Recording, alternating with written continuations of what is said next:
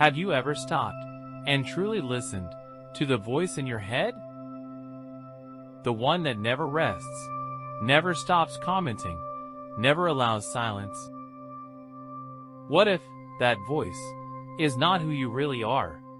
What if, beneath the noise, there is a still, powerful presence waiting to be remembered? Today, let us return to that place, beyond thoughts, beyond the commentary, beyond the noise.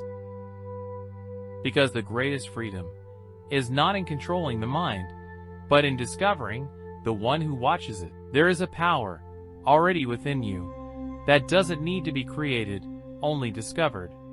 It is not found in achievements, nor hidden in books, nor captured by your thoughts.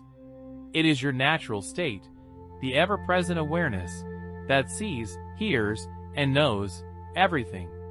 Today, we journey into that silent power through the timeless teachings of Sri Ramana Maharshi, one of the greatest sages of India. This message isn't about learning something new. It's about unlearning everything that hides who you already are. Let's return to the source of your being. Let's discover what it truly means to just be. Let's dive deep into that still space where all peace lives and where commentary ceases and presence begins. You are not your thoughts. You are not your body. You are not your emotions.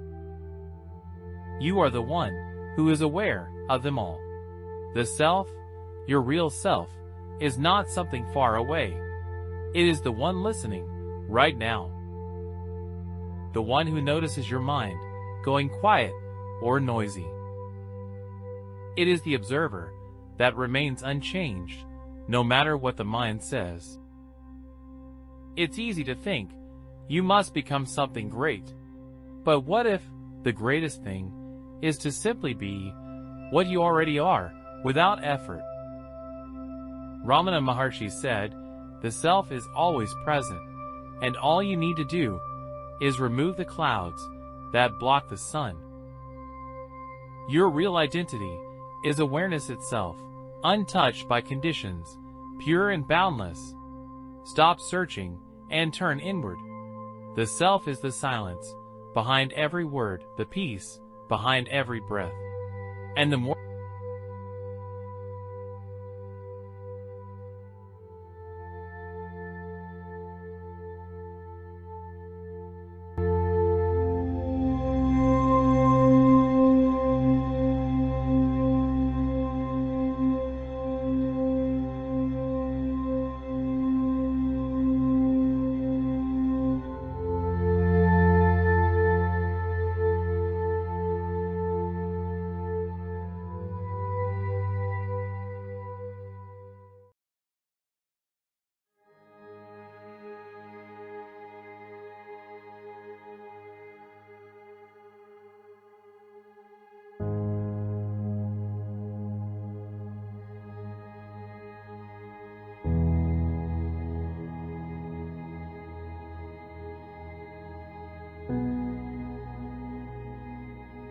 the mind is like a radio, always on, always broadcasting. But most of what it says isn't truth. It's repetition, habit, noise. So how do you stop the inner commentary? You don't fight it, you observe it. You don't argue with it, you return to the awareness that hears it. Every time you become aware that commentary is running, you are no longer lost in it. You are presence. Ramana Maharshi taught, the moment you ask, to whom does this thought arise? The mind begins to quiet. The question turns your attention back to the self, the silent witness. And when you rest in that witness, the commentary dissolves on its own. It's not about controlling the mind. It's about stepping out of the mind's illusion and watching it fade. Presence is the answer. Awareness, not effort. Silence is the storm. The more you stay rooted in being, the less the mind needs to speak. Soon, silence becomes more natural than thinking. Stillness becomes more attractive than noise. This is true liberation. The core of Ramana's teaching is this simple question: who am I? Not to answer with words, but to ask sincerely, inwardly. When a thought arises, ask, who is thinking this thought? When you feel afraid, ask, who is feeling this fear? When you feel doubt, ask, who is aware of this doubt? What happens? The attention turns back to the one watching. And when you look for that I, you don't find a person. You find silence. The ego, the small I, is not a real thing.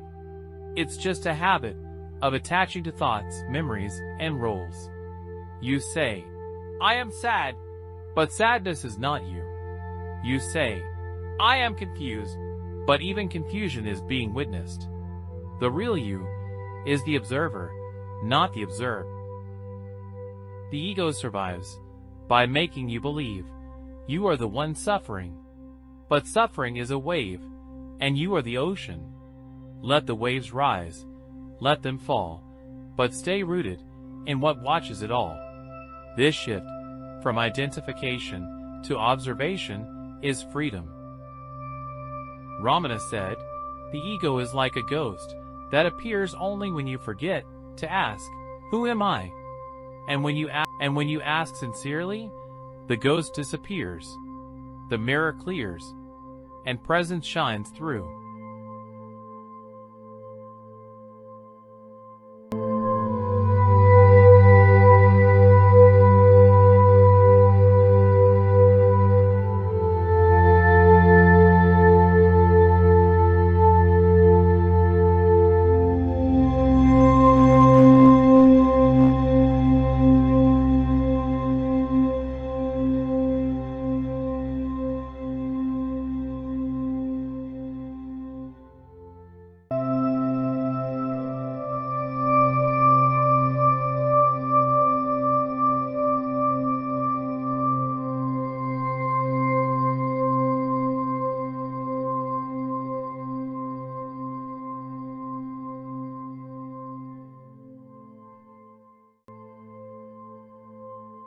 Ramana rarely gave long lectures.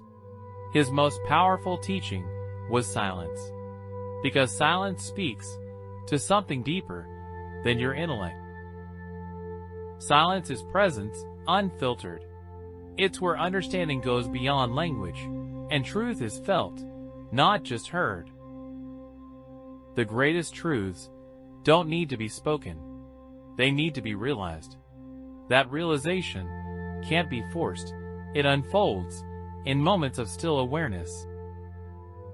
Right now, even as I speak, there is a silence underneath these words. Listen, not just to the voice, but to the stillness between the sentences. That is where your self lives. That is your doorway to awakening. True meditation is not effort. It is surrender. It is resting as awareness, not chasing thoughts, not fighting them, but allowing them to pass like clouds. You are not the sky full of weather. You are the open sky itself. You don't need to sit in a cave. You don't need to chant mantras endlessly. You simply need to ask and stay with the awareness behind them. It is the simplest, yet most profound, return to presence. This isn't mind control, it's self-recognition. When the mind sees that it is not in control, it begins to quiet, and presence begins to expand. In that expansion, fear fades, tension melts, and peace becomes real. You may wonder, can I really reach that state? Yes, but not by force. Ramana often said, grace is always present. Grace is the current, always flowing beneath your resistance. When you stop resisting, it lifts you. Surrender doesn't mean giving up. It means giving over the illusion of control. It means trusting the deeper intelligence that you already are. It's not weakness, it's wisdom. It's returning to the flow instead of fighting the river.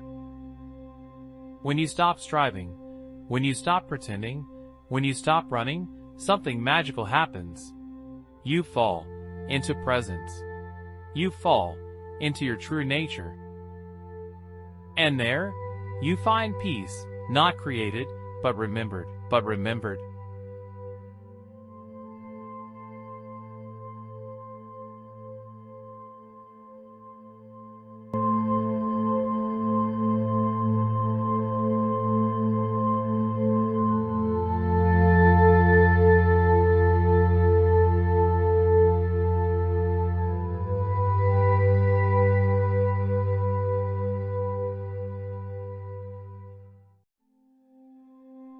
What about the world?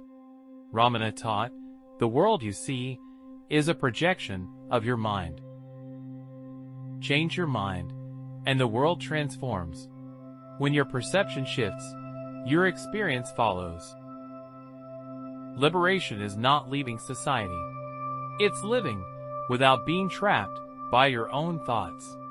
It's being free while still acting in daily life. You move, but from stillness. You speak, but from silence. You may work, raise children, experience pain and joy, but deep down, you know, none of this touches who I really am. That knowing is freedom. That knowing is presence. And from that presence, all action becomes sacred. Be as you are. Not as others expect, not as your past defines you, not as your fears whisper, just as you are. In stillness, you find your truth. In silence, you meet yourself.